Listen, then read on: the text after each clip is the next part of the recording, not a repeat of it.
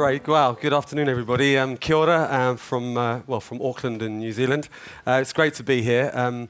40 minutes went fast, didn't it? I was kind of engrossed, and I've got 20 minutes, and I'm not short of a few things to say. So what I thought I'd do is just give you lots of graphics, lots of pictures, and keep everybody on the picture. Look, just want to say what I'd like to do firstly is to thank the team for inviting me. It's a real honour to be here. And perhaps it's odd with Mike coming before me, but I mean, people like Mike are pioneers in the things that we're talking about today. They kind of broke the ground. You know, a lot of us are just looking on Google and internets and finding the stories that are there. So, you know, it's people like you that really started the whole movement. So, all power to you, Mike. I wanted to talk about Auckland, and it's a real privilege to do so. What I'm going to talk to you about is a bit of a placemaking revolution that's underway in Auckland, a real shared space, public space, revival. And then I'm going to talk to you a little bit about the tools, the things that have been difficult, challenges, the bureaucracy, the organisation, how to do the things we've done. It's not perfect, we've made many mistakes, and I guess that's what the beauty of these conferences are, is to sort of learn from each other and share best practice. So it's been really inspiring just even being here this morning, so thank you for the opportunity. So look, what I thought I'd do is, starting with placemaking, can't talk about local without talking about global, but you all know this photograph. The point I'm saying here really is that aren't we lucky to be doing the jobs we're doing? Because this is a chance that planners, architects, urban designers have been waiting for 50 years. We've stuffed it up for 50 years or so. It's been a real challenge, some good examples of what to do. But at the end of the day, not many people get a second chance in life. And I think that with this new urbanization opportunity, my glass is always half full. So the opportunity for me as an urban designer, a planner, this is a chance to shape the world. And if we all do it properly, we're going to head into a better place. This is a wonderful quote by Richard Florida, a super guy. But at the end of the day, cities are competing for people, for infrastructure, for investment. And no matter where you come from, whatever walk of life, whatever age you are, whatever religion you are, we want to attract you to our cities. Our cities, in a way, are being competitive. And you have to ask yourself, why come to your city? In Auckland, at the end of the day, cities are not that complicated. It's all about people. It's all about, we have this expression in Auckland called he tangata, he tangata, he tangata, which means it's about people, it's about people, it's about people. And if we could design our cities around the needs of people, then we would design great cities. But we somehow seem to forget. And I think a lot of us should be psychologists before we even think about doing planning or architecture, because it's all about behavior change. It's all about shifting mindsets. And so, in effect, it's all about understanding people. And in a way, we are doctors of cities. That's our job. Some simple things. I know many of you have seen these slides before, but they remind me every day in my job, what are the key ingredients of great cities? Walking, how about that as an innovative idea for this conference? But we have a serious problem, in effect, an addiction to the car. We also have streets that are too fast, people, too much traffic. The more the traffic, the higher the speeds, the less we know our neighbour. It's some really simple stuff. It's not particularly high intellectual urban design thinking. In Auckland, it's hard to cross the bloody street. There's these odd things in the middle designed by traffic engineers where you stand there. They're called sort of safety zones. I mean, it's not safe to stand in the middle of a road. This old man, my colleagues got out the car and helped him across the road because nobody's helping them. And at the end of the day, we are all bloody lazy. We will, if you make a city easy to behave in the wrong way, you will behave in a certain way. So we're not social engineers here, but people aren't that different. We have two eyes and two legs, and we walk slowly, and we like each other. How about that? I mean, nobody goes to empty restaurants or empty nightclubs. And also, you are fatter if you live in a cul-de-sac, because you need the car to do everyday tasks. So look, just quickly for London. This is a London slide. My time in London. This is where this morning Thomas was talking about the sort of the severance of the different functions. This is the archetypal nightmare designed by traffic engineers in North London. Let's hope this works. This old man and his son have a very low appetite for risk, so they have gone down underground into the subway where the feces, where the rubbish, where some poor artist has been commissioned to do an artwork or a mural to make the underground more nice. But at the end of the day, there are younger people who are more able-bodied, who have a high appetite for risk because they can. It's like escaping from bloody Kosovo. These people are... It's actually bloody sad, and at the end of the day, it's kind of amusing, but it's actually disgraceful. That's the sort of city that we create when we try to separate the functions, while we go down the single engineering focus. And you can see the old man's just popped up with his son, because he can't cross the road like he wants to, so he's forced underground. It's disgraceful, it's unhuman, and it's happening all around the world. So just some cities that are getting it right, and I don't want to... This is London, a city, wonderful city, my hometown. Oxford Street, a nightmare, but today, wonderful. Place for people and businesses thriving. This is Madrid, one of my favorite cities, a roading project, which is also a playing project. This is one of my, it's probably, everyone's seen these slides, but I think it just reminds me of what is possible. This is Korea, and this is a mayor in this town decided to remove the freeway and replace it with a wonderful water space and a river. And interesting enough that he's now the Prime Minister.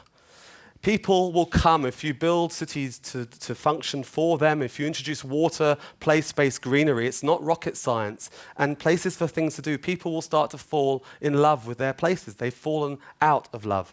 And the High Line, Jeanette and the team in New York have done incredible things and just really transformed that city. And this is a project in Germany. I think it's a kilometre-long trampoline. How fantastically fun would that be if we could just bounce down the river here?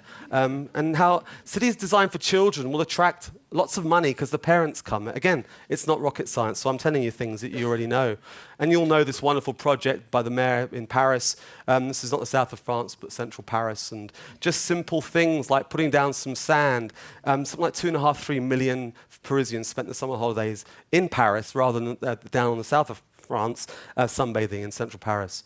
And there's moments where artists and artisans, simple infrastructure can be done beautifully and coolly. And then there are people who make you want to cry with their skill. We need to do more of this stuff. It's not rocket science, but it's important to get the right techniques and the right skill sets.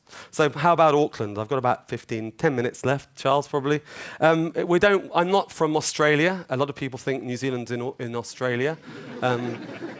It's a little city of about 1.6 million people, which isn't so little. There aren't any sheep in Auckland. I was on the ferry the other day coming over. I live on that north side of the harbour, come across to work on a ferry. And this American lady, forgive me, American people, but she said, "Oh, hi, darling, I'm in Auckland, Australia." She's talking to her husband. And I interrupted her and said, "Madam, actually, this is a different country." So, in fact, it's 4.5 hours to Australia from Auckland. So we're a very different place. But what a beautiful location, but one of the ugliest cities in the world, if you get down deep and personal. The highest ownership of cars per head of capita in the whole world. Some of the highest levels of obesity, diabetes, social deprivation. There are people leaving school in Auckland who can't read and write. So you think about the challenges of a city, and that's why I took up the job from London. I thought, wow, imagine if I could help in some small way.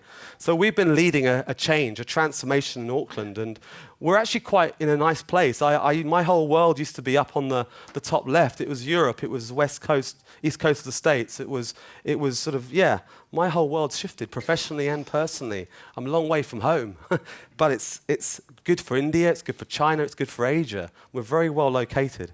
But we also have a crisis around housing. We're going to double our population to 3 million, 2.5 million people in the next 20, 30 years. A major change for a city that's at 1.6 million.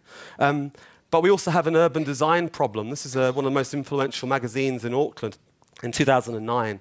I've been in the role for 3 years. The city's shame, it's urban design. So, we have our crises, we have our moments, each of our cities. Melbourne's had it, Bilbao's had it, London's had it, but here we have our big problem. And here we are last year, the World Building of the Year. The best building in the world at the World Architecture Festival. This last year was another World Architecture Festival first in the display buildings category. We've had a revolution in our public squares and our streets. Auckland, with its highest ownership of cars per head of capita in the world, we've transformed our city through a shared spaces program. Because if we had gone down the pedestrianisation, I would have probably lost my job.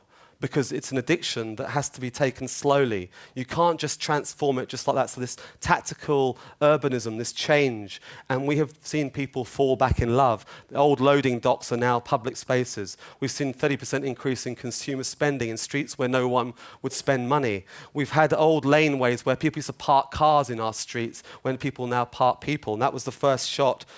We lit up the trees at night, exposed the wonderful heritage buildings. And it's interesting how the businesses start to come out. And we described this project in O'Connell Street as we had to close a street to open it because the businesses didn't know each other. They fought, they were competitive, they weren't collaborative. And so here we have is a series of shared spaces of taking the city by storm. Old laneways where people park their cars, people would be mugged walking down these streets, are now seeing almost 150% more people walking through. And what was really fascinating was this link with car parking and retail. Any retailer who tells you that car parking and retail is linked really doesn't understand their business. As many retailers don't know that last year in America, 65% of all retail profits in the States were taken after 5:30 in the evening and on a Sunday. And then if you ask the retailers, when are you open? And they say, oh, we don't open at 5:30. Well, maybe you're missing out on 60-70% of profit. And what was interesting here was real reluctance, real reticence from the businesses initially around shared spaces. 34% less cars, 140% more people walking through the streets, and interesting enough, 440% increase in retail hospitality takings. So it was, stick that in your pipe and smoke it. You know, it was a really difficult, challenging conversation, but all the way through the process, it was just about staying on board with the businesses, working together with them, educating, learning about what their issues were and their fears, and doing these projects together. And this has really started a real revolution in Auckland around finding streets for people. I was told in 2006 that no one would go shopping in Auckland, but the increase in the pedestrianisation, the people friendliness, we've now attracted the large brands from overseas who've now come to Auckland. You don't need just these brands, but you need a blend of the brands, the local brands and the international brands, because tourism is a major issue. So they're all coming. The businesses are changing. They're doing their little tactical urbanism projects, transforming the city centre, using the same kind of temporary ideas that we've been using, new cafes springing up, new eateries. The city is becoming sort of shabby chic in a way, slick and grit. New places starting up all around the place. Old buildings, which were car park buildings, now converted into new trendy restaurants, retail spaces, and community centres. And I guess one of the biggest projects more recently, which was a difficult project to get over the ground, it was an urban regeneration project around Auckland's Waterfront. In 2006, you couldn't get to the waterfront of Auckland, and this is the experience of Wynyard Quarter, our main waterfront area. The only good thing about this was the car parking and the fish and chip shop that was there. Here it is today, completely transformed in 3 years from woe to go in preparation for the Rugby World Cup. And it was about using large-scale events to get things done, to force people to do things. And the most successful part of this entire project was the little playground that you can see, which is just a bit of sand and this odd bit of little mound. It's a little green mound that can't really show you that well, but it's because I'm pretty small. But it's a little bit of leftover soil was found. We just put it as a little bit of a wider mound and put some grass, fake grass on it. The kids just go nuts for it. And they're there every weekend, thousands and thousands of people. So you can have the city that works from a functional point of view, but does nothing for your livability, or you can have a different type of city. And that's the city that we've got. We've got new parks, and we're spending a lot of time on the detail, getting the detail right. Not lots of money, but getting the little things right. Little park spaces, new landscaping, rain gardens and artworks, all mixed together. And it's not just the city centre of Auckland, it's a slightly wider programme. This is a project in the north of Auckland. The project on the left was okay. Well, no, it wasn't. It's good for a drugs deal or something like that. But on the right, you've got all these young children and families coming back to that space through a redesign, a reconfiguration of that space. 1,500% more people coming to that space. The retailers are loving that. And so again, it's about understanding the two pieces. As part of placemaking, it's not just about the public spaces in my mind, it's about the wider infrastructure that supports the work.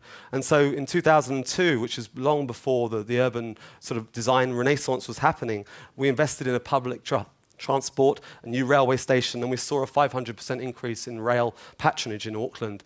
People were telling Aucklanders they'll never get out their cars. Well, yes, they will. You just have to provide people with another opportunity. And we're building new rail and new overground development. Well, it's extraordinary new buildings, new universities, campuses above the ground development.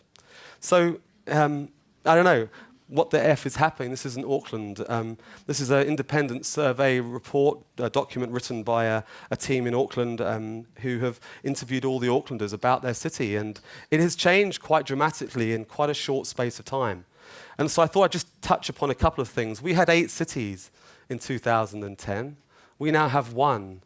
We have 1 mayor, 1 plan, 1 transport department, 1 planning department, 1 budget, and 1 direction. And it's been an extraordinary moment where the city was pulling itself apart with 8 mayors, different focuses. Now we have 1 who responds and is responsible for the whole of Auckland.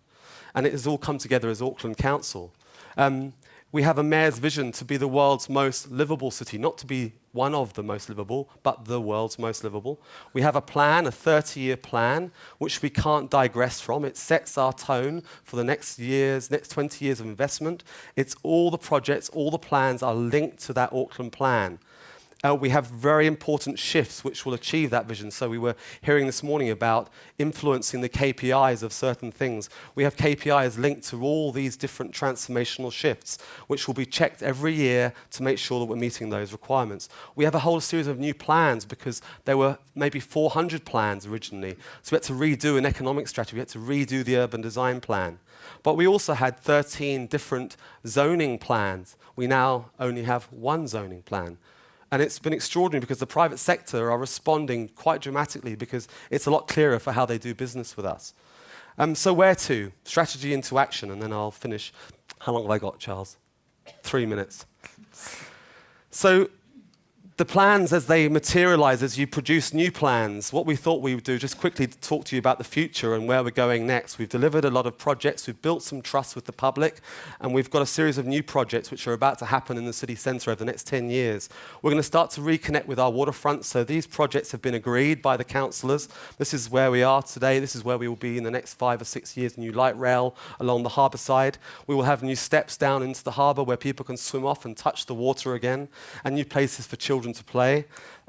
We have a new city centre where we have a main kind of Queen Street, which is going to become a light rail system up the middle of the main street. Auckland used to have one of the highest public transport usages in the whole world in 1956 until they ripped up all the railways. All the streetcars were taken out, and we invested in motorway building. But we'll have light rail up the middle of Queen Street. We're building a new underground system in Auckland, three new train stations, linking the major railways, all underground, major redevelopment, and then also above ground with the private sector responding.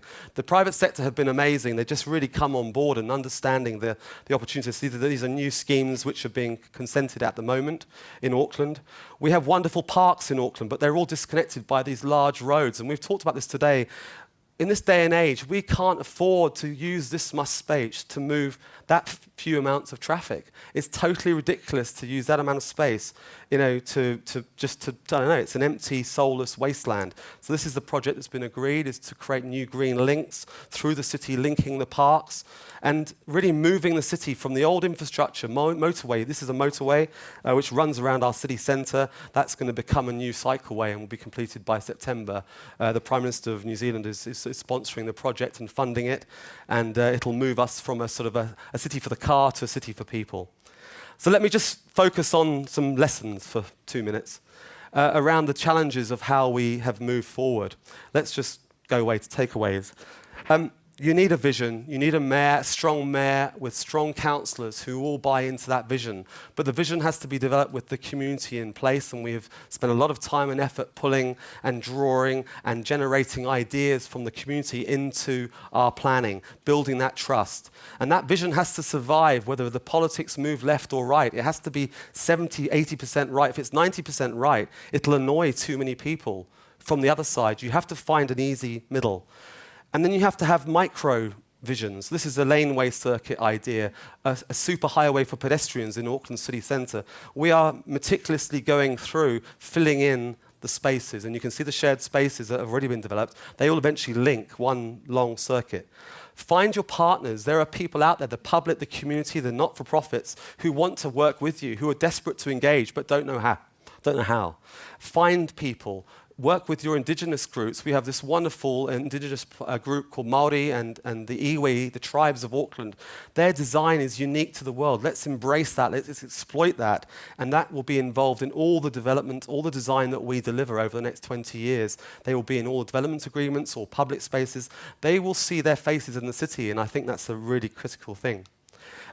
Work with the businesses. Give them the opportunity to take control of their streets. It's their streets, not the council's. And this was a long lunch we had 2 weekends ago. We had 250 metre long table just down the middle of the street, which used to be a car park. And the public, the private sector, they love it. Work with the institutes of architecture, landscape. They're all there to help. And we have an urban design panel which signs off all major development in Auckland, and nothing gets through without their support. We're working with the private sector to leverage more private money for the public purse, spending less public money and achieving and leveraging more private money. Be careful about expectations and expectations management.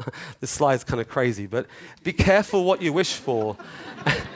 You need educated and skilled clients. Great buildings aren't just about great architects. You need a good client who understands the design details and the investments you're making. And be careful you don't raise expectations too high. We have something called the Auckland Design Manual, which we think, Mike, it's interesting, the work you've been doing around the tactical work. We've got our stuff on the internet so people can download a how-to guide to do anything in Auckland. 80% of Auckland is built by mums and dads, not the big developers. Most of them don't employ a proper architect. So it's about educating people in a soft but helpful way. And this ADM.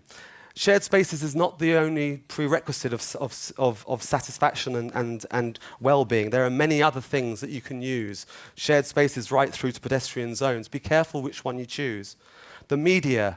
Work with the media, get into their face, talk to them, engage with them. My wife said to me, never be their friend, but be respectful and learn together and work together. And so that's what we've done. And they've been brilliant in Auckland. Really got on board. When they could have attacked, they've actually supported and said crazy ideas like shared spaces could work if people just took the time and made eye connections and were courteous to each other. Again, not rocket science. And it's worked well. Communicate on message, over time, at volume. An old mentor of mine said, just keep saying the same thing. And once people are bored, Ludo, then they've got it. But we have people coming to Auckland. We've had 120,000 people come and listen to these people, these inspiring men and women, people like Jan and Jeanette from around the world. We had 3,500 people turn up to hear Jeanette Sadiq Khan speak. Well, she's amazing. But 3,500 Aucklanders turned up to hear, listen to somebody talk about transport. There's something happening which is very exciting around the world. Measure the change, take the photographs, but make sure you take it in exactly the same spot as the first photo. Don't move around. Take it before, after, capture it. Make sure you can see what was before and what was after, because people don't believe it. They move on, and they quickly forget how bad it was. Jan's been an amazing friend and ally of Auckland. Use him, monitor, benchmark, test, and come back every 5 years or 10 years to tell your story and help put some rigor around this, because people have to be convinced. You have to give them the numbers, the data. Mayor Bloomberg talks about, in God we trust, but everybody else give me data. And you've got to start to use proper data. So look, and benchmark yourselves. The Lee Kuan Yew Prize, we've entered it this year, to not win it, but to be part of a club of cities that are trying to transform themselves and taking things seriously. Use events to catalyze change, because no one can get outside of that time frame. People are coming on Saturday, and you can't say, sorry, I'm not finished. It's great for public sector organizations to get things finished. And do the temporary stuff. Mike's been an inspiration to us, has been helping us as well, and around the world. Do things cheaply, simply, quickly, and see how people people like it. My team we bought all these deck chairs, and we just give them out to communities from across the whole of Auckland for free, just at the weekends, and they can borrow them like a tactical urbanism toolkit. Have champions, people to speak up, it's not a popularity contest, but it's about talking, hopefully with confidence, with passion, and with a bit of pride about the city that you're working. At the end of the day, children come along when you think you know all the answers, and they confuse you and throw you. Thank you very much.